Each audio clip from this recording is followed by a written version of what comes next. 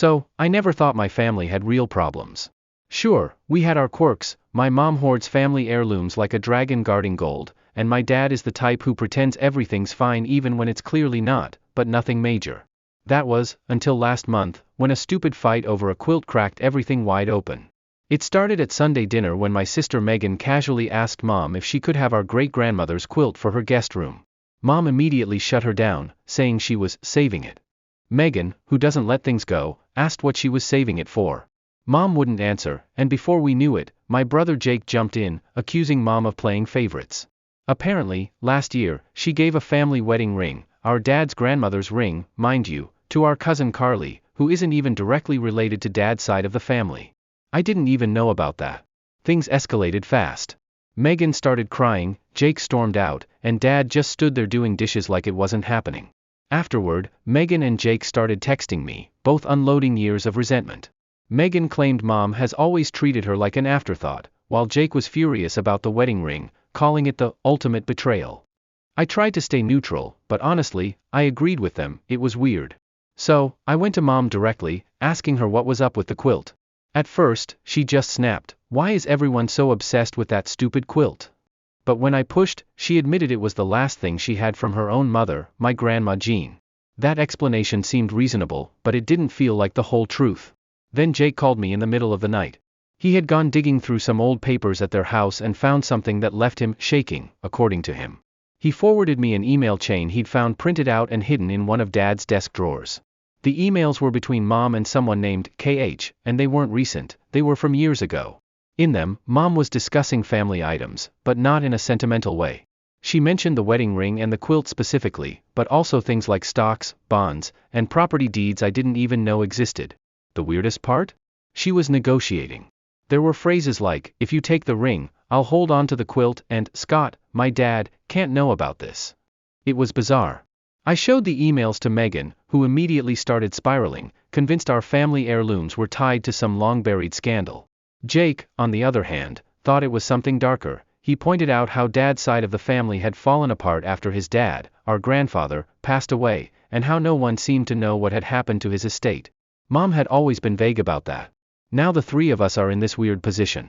Megan wants to confront Mom directly, Jake thinks we should talk to Dad first, and I'm just trying to figure out what the hell is going on. None of us can shake the feeling that there's something big we don't know about, something Mom's been hiding for years. And honestly, I'm not sure I even want to know. I tried to push the whole thing out of my head for a few days.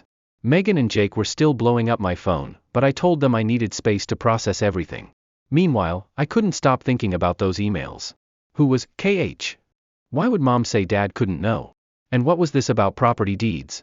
The thing is, my dad's family used to own a lot of land in the area, but most of it was sold off years ago. Or so we thought. A few days later, Jake sent another text, "We need to meet." I found more stuff. He'd gone back to the house while Mom and Dad were at church and dug through Dad's desk again. This time, he found an old folder tucked under a pile of tax returns. Inside were copies of some legal documents, a will, a property transfer, and a handwritten note that looked like it was written by my grandfather. The note was short but disturbing. "I don't trust Laura. If something happens to me, talk to Harold." Harold was my dad's older brother, the one who stopped talking to the family years ago.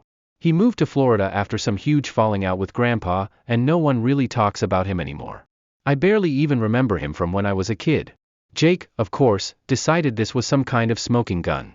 He wanted to track Harold down immediately and get answers. Megan, on the other hand, was furious at Jake for snooping and thought we should confront Mom first. I didn't know what to think, but I agreed to go with Jake to talk to Harold, mostly because I needed to know if we were blowing this out of proportion or if something really was going on. Jake managed to find Harold's number online, and after a few awkward calls, we set up a time to meet him. We didn't tell Mom or Dad, obviously. Harold was living in some rundown condo in Florida, and when we got there, it was clear life hadn't been kind to him. He looked way older than Dad, like someone who'd given up on everything years ago. But when we mentioned Grandpa's will and Mom's name, something changed in his expression. He got this dark look and said, "I knew it. I always knew she'd screw Scott over." We pressed him for details, and that's when things got weird.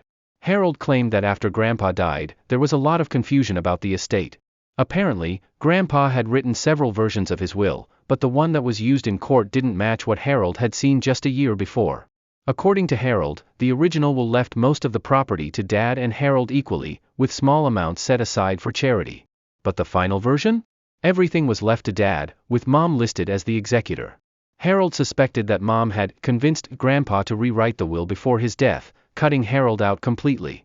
When Harold confronted Dad about it, Dad shut him down and sided with Mom, which led to their estrangement. Jake and I were floored. Could Mom really have done something like that? Jake, of course, believed it immediately. I wasn't so sure, it felt too extreme. But then Harold pulled out another bombshell. He had a copy of the original will, or at least what he claimed was the original. Sure enough, it listed Harold and Dad as co-beneficiaries. He also mentioned that a few properties Grandpa owned weren't even included in the final will, and he believed Mom might have kept them for herself. This was way beyond a fight over a quilt at this point. Jake was ready to call a lawyer, but I wasn't sure what we'd even accomplish. If Mom did manipulate Grandpa's will, what could we do about it now? But the more I thought about it, the more I realized Harold might be right. Mom's obsession with the quilt, the wedding ring, and the other heirlooms suddenly made sense. If she'd done something shady with the estate, keeping control of the family's history was her way of holding on to power. When we got back home, Megan was furious we'd gone to see Harold without her. But when we told her what we'd found out, she actually went quiet for once.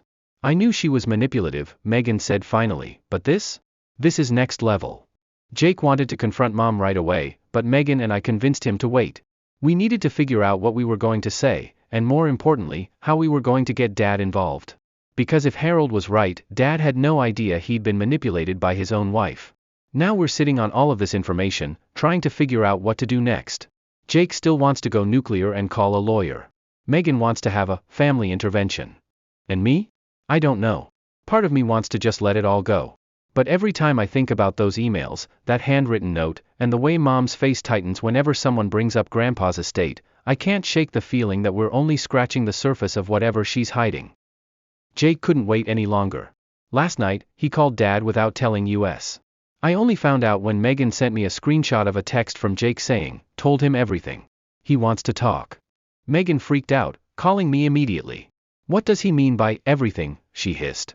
I didn't have an answer, but I was just as anxious as she was. Jake wasn't exactly known for his tact, and the last thing we needed was him accusing Mom of fraud without any proof. By the time I called Jake, it was too late. He told me that he'd gone over to Mom and Dad's, sat Dad down in the living room, and spilled everything: Harold's story, the original will, even the email chain we'd found. Jake said Dad was stunned at first but eventually started shaking his head and muttering, No, Laura wouldn't do that." According to Jake, Dad got defensive and refused to believe Harold's version of events, calling him bitter and delusional.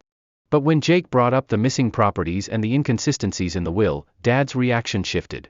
He got really quiet, Jake told me over the phone. Like he was thinking about something.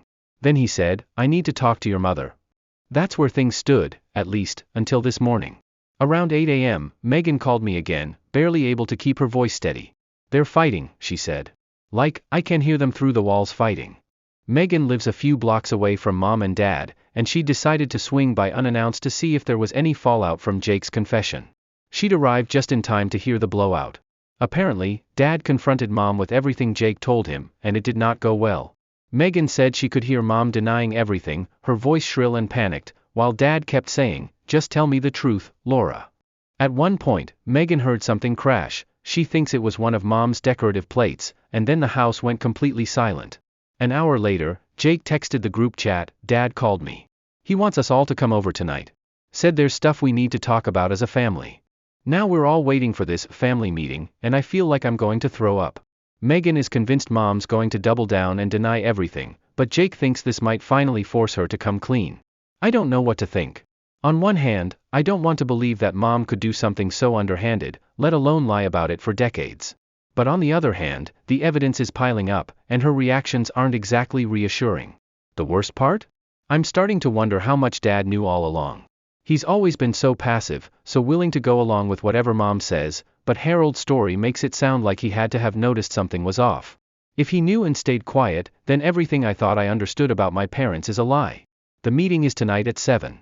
I don't know what's going to happen, but I'm terrified this is going to rip our family apart. If this goes the way I think it will, I'm not sure things will ever be the same again.